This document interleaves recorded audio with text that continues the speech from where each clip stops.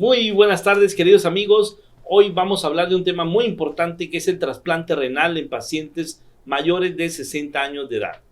Trasplante renal en pacientes mayores de 60 años de edad es el tema de hoy, pero antes de iniciar quiero agradecer a mi apreciado Raimundo Leiva, que está siempre atrás de cámaras haciendo posible la transmisión de temas de salud para ti y para toda tu familia. También quiero agradecer a mi querida amiga Stephanie Gaspar, que siempre está 24/7 en todos los temas del doctor César González. Y qué decir de mi apreciado Raimundo y de mi estimado Jonathan Ruiz y mi hermana querida Flor Argelia González, que son parte del equipo del doctor César González, y de todos mis amigos y colegas, los médicos clínicos y quirúrgicos, que juntos hacemos posible tener una mejor calidad de vida de todos los pacientes que nos piden el apoyo para poder así realizar el trasplante de riñón. Bueno, antes de iniciar este tema tan apasionante que es el trasplante renal en pacientes o en personas mayores de 62 años de edad, quiero también pues dar a conocer que en ahora, ¿cómo le podemos decir, mi apreciado Raimundo? Nuevo set de producción aquí con el doctor César González. Estamos contentos, estamos estrenando set y eso nos da mucha alegría a todo el equipo del doctor César González. Bueno, antes de nada, gracias a ustedes y vamos a iniciar el tema trasplante renal. El trasplante renal anteriormente tenía sus limitaciones porque la experiencia en estos temas era no muy amplia y motivo por el cual se tenía una ventana de oportunidades muy estrecha y por lo tanto se hacían trasplantes de donantes vivos prácticamente de gemelos idénticos para evitar así el rechazo. Como fueron pasando los años y el advenimiento de nuevos medicamentos inmunosupresores hizo posible que hoy en día sea realidad el trasplante con minimizar los riesgos del rechazo, pues se abren las ventanas de oportunidad para muchos pacientes y a partir de 1980 el trasplante es una realidad. Y con esto, pues se le están dando oportunidad también a otras personas que anteriormente se tenía una contraindicación, como los pacientes con lupus, como pacientes con VIH o hepatitis C, que no se tenían experiencia en realizar trasplantes en este tipo de pacientes. Pero también una limitante era hacer el trasplante prácticamente en personas mayores de 50 años. Primero eran puros jóvenes los que se trasplantaban porque no había esa experiencia, pero conforme se fue dándole oportunidad a pacientes de 30 años, de 40 años, después 50 años, hoy en día se puede decir, según los estudios que se ha dado seguimiento a varios pacientes que se han trasplantado mayores de 65 años de edad, han concluido en estudios multicéntricos en diferentes partes del mundo, se ha concluido que la evolución ha sido satisfactoria siempre y cuando se lleve un estricto protocolo de estudios con antelación para garantizar el éxito en pacientes que se van a trasplantar, que sean mayores de 52 años de edad, de 62, años de edad. Por ejemplo, ya se pueden trasplantar de 65, de 70 años, siempre y cuando la valoración cardiológica sea exhaustiva y nos garantice que durante la cirugía del trasplante no va a haber ningún riesgo de un infarto. Para eso, la valoración cardiológica es fundamental, en donde se hace el estudio del ecocardiograma,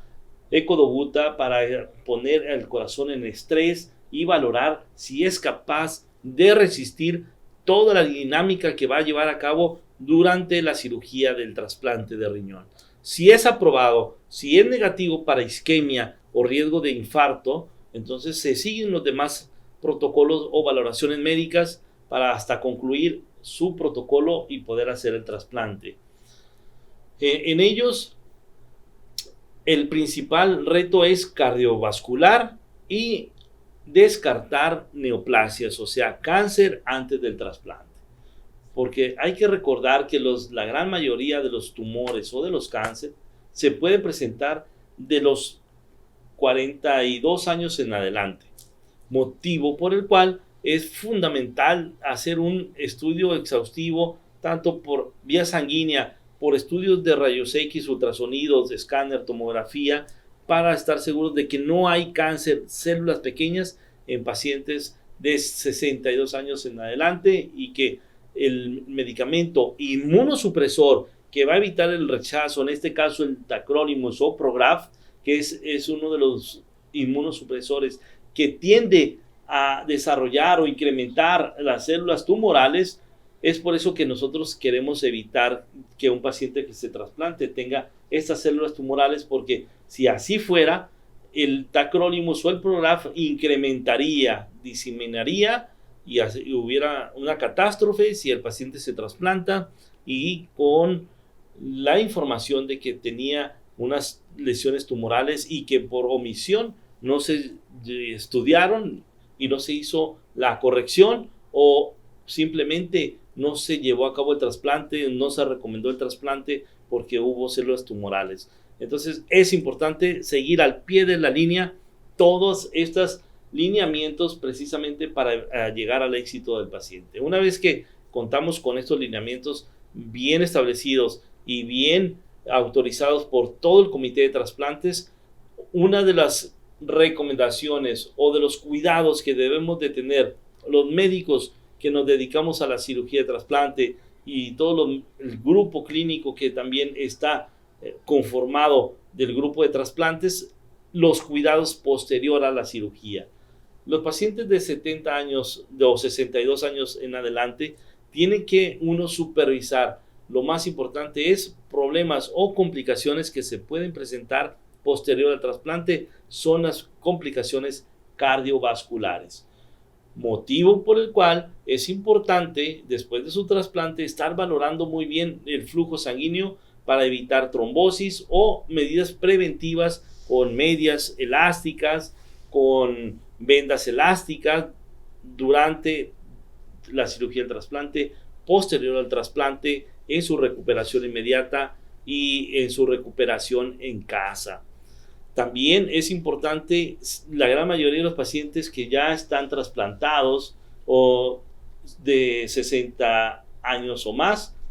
muy seguramente tienen el riesgo de una cardiopatía o han tenido antecedentes de presión alta. Es mandatorio proteger de trombosis con medicamentos antiagregantes plaquetarios para evitar precisamente la formación de un trombo. Sobre todo se forman en las extremidades inferiores, que pueden migrar o caminar a través de las venas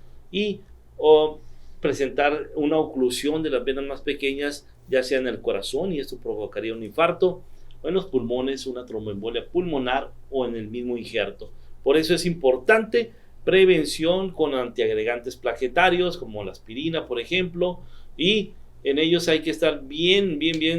con esa supervisión. También otra de las complicaciones que se pueden presentar en pacientes que se trasplantan de 62 años en adelante son las infecciones. Las infecciones, ¿por qué? Porque la inmunosupresión baja las defensas, lo hace más vulnerable a que lleguen virus o microorganismos oportunistas, llámese virus, bacterias o hongos, y que puedan introducirse en el organismo y provocar una infección masiva. Y se puede ir esa infección a la sangre y complicar todos los órganos, y esto sería también una catástrofe. Por lo tanto, en pacientes con esta edad, con este rango de edad, debemos ser los médicos muy juiciosos en dar la dosis de los inmunosupresores. No se vale de estar dando una dosis muy alta como si fuera a un trasplante de un joven de 20 años o un niño de 6, 7 años, porque en ellos el sistema inmunológico sí está muy alto, y nosotros tenemos que dar una dosis muy alta para bajar ese sistema inmune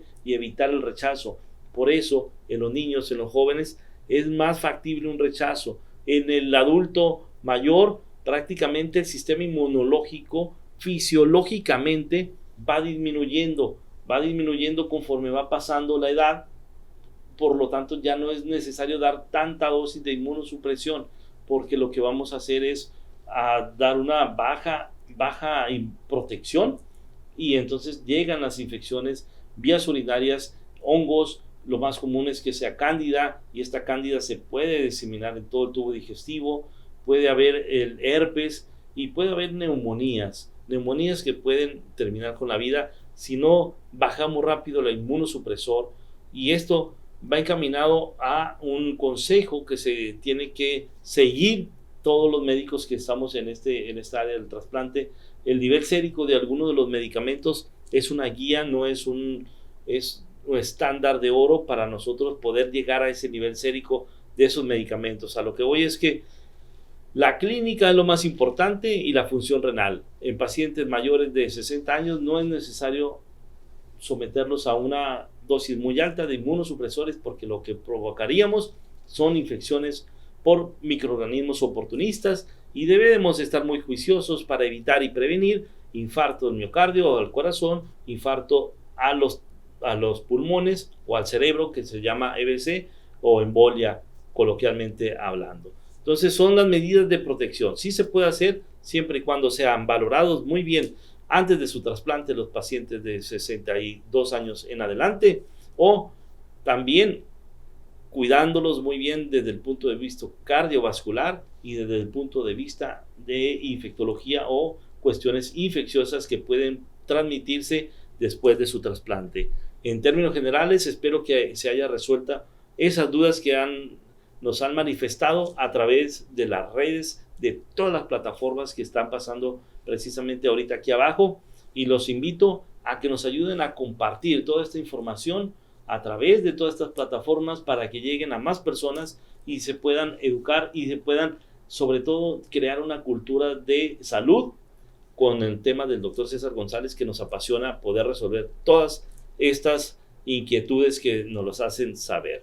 También hay una duda, mi apreciado Raimundo, que es que si un donador en vida presentó un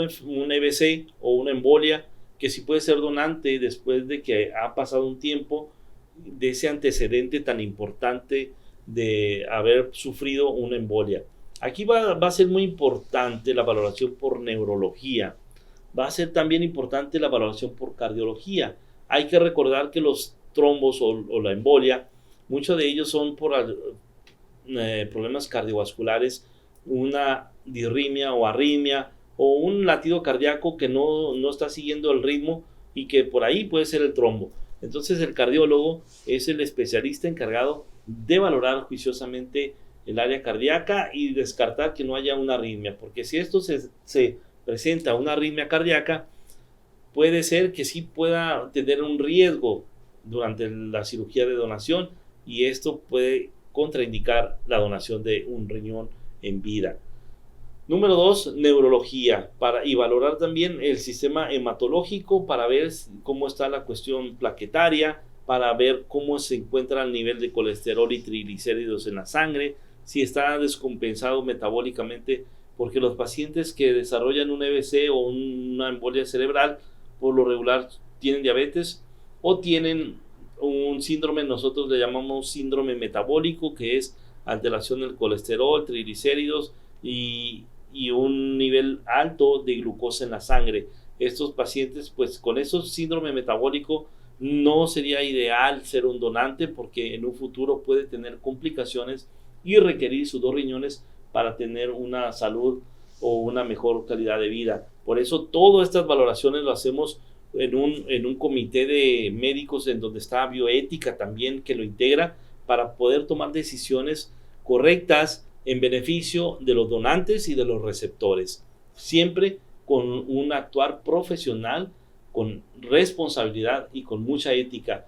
Eso es lo más importante. Entonces tiene que cumplir varias características el potencial donador en vida para poder decir si es un candidato que no va a tener complicaciones después de donar ese riñón. Entonces los invito a esta persona que nos arrojó esa duda, que se acerque con sus médicos de confianza para poder estudiarlo muy bien y poder garantizar que sí va a estar bien después de la donación, pero tiene que cumplir todos estos criterios de seguridad para él y también, pues, obviamente, para el receptor. Así que, mi apreciado Raimundo, esperemos que hayamos aclarado esta duda que surgió también precisamente a través de todas estas plataformas que están pasando aquí abajo. Bueno, nos despedimos, mi apreciado Raimundo, pero siempre no sin antes decir el eslogan que siempre nace de nuestro corazón: que es sin donante no hay trasplante.